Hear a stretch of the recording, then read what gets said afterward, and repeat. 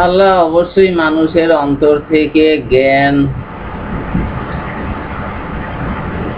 কারিয়া নিবেন না,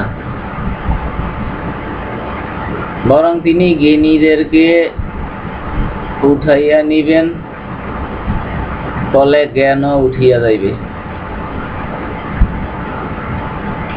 যখন কোনো আলেম বা জ্ঞানী ব্যক্তি থাকিবে না, তখন মানুষ মূর্খদেরকে তাহাদের নেতা বানাইয়া নিবে, তাহাদের কাছে ফাতোয়া চাওয়া হইবে, তাহারা না জানিয়াই ফাতোয়া দিয়া দিবে। ইহাতে তাহারা নিজেরও পথভ্রষ্ট হইবে এবং অন্যদেরও পথভ্রষ্ট করিবে।